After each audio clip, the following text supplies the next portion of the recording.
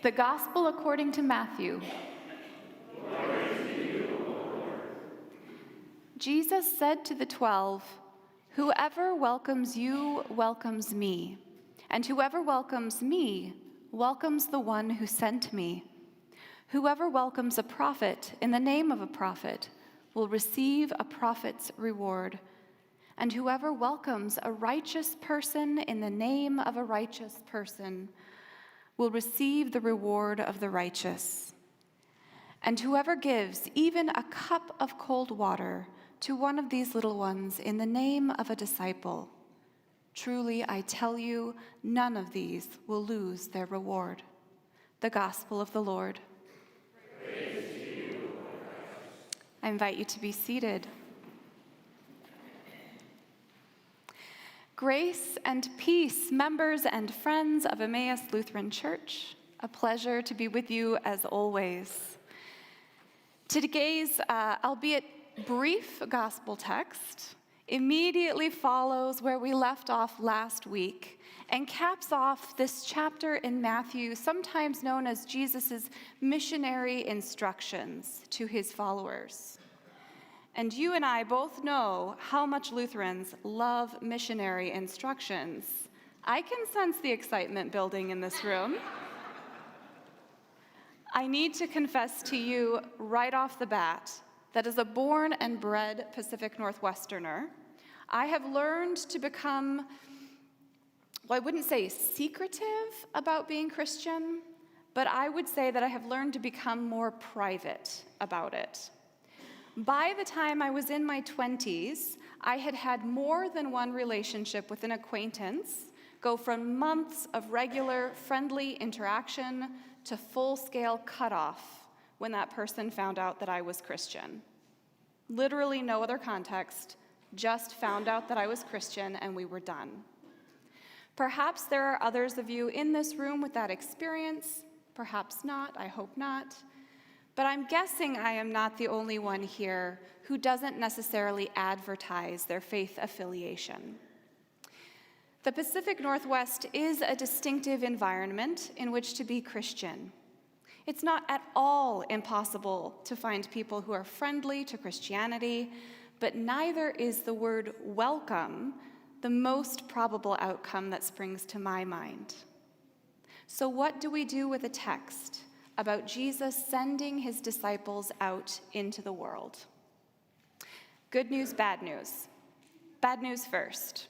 I have no advice on what Lutherans being sent out in the 21st century Pacific Northwest should look like. Good news, Jesus' instruction, while given in a different context, is well worth our care and attention. Like, I don't know if you remember this, but when Jesus says to the disciples, "Look, I am sending you out like wolves into the midst of sheep." You're gonna let me say that? No. That's not what it says, right? I don't think that's what it says.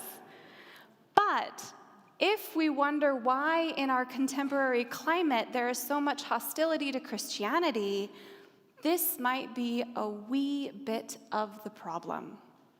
The traditional model of mission that is now globally associated with Christianity has been a power over model.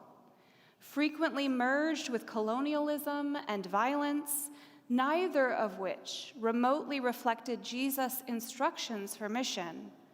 What it has meant to be sent out is to act from a position of domination, to assimilate, or in many cases, unfortunately, to destroy. When it comes to the church and mission, wolves among sheep is the story too many peoples and nations have lived. Thus, when we find ourselves today encountering a stiff arm or a closed door, we might have empathy that this arises from some pretty warranted historical and present-day concerns. The ELCA is very aware of this historic and ongoing model. In the 2010s, the ELCA published a document on a different model for mission called Accompaniment. It details a shift from the model of an approach that comes from power over to instead focus on power with. We now do power with as a way of being alongside non-Christian people, emphasizing that we don't bring God's story with us to them as if it were a possession of ours we can share, but that we share our stories and they share their stories, and together we come to understand God's story in the world better for our relationship with one another. This conversation enables us to imagine what we share in common and what we have to share that is distinctive. And that's lovely. It is. There's a lot to love there. If I'm honest, this reframe doesn't quite go as far as Jesus asks us to go. If we're not going to be misquoting Jesus today, then I suppose what he actually said is, I am sending you out like sheep into the midst of wolves. Jesus is the model of pure humility, the one whose alignment is so clear and so strong that he understands to find one's life is to lose it. He would never ask his followers to take a coercive or a power over posture, so opposite his own posture with us in humanity. He would, however, and does, ask us to follow in the way that he demonstrates for us with his own life. In his missionary instructions in Matthew, Jesus continually urges his disciples into a power under position, a posture often exemplified for us on Maundy Thursday when he washes his disciples' feet. Now, power over feels very powerful indeed. Power with still feels pretty good, with the added bonus that it feels more virtuous than villainous.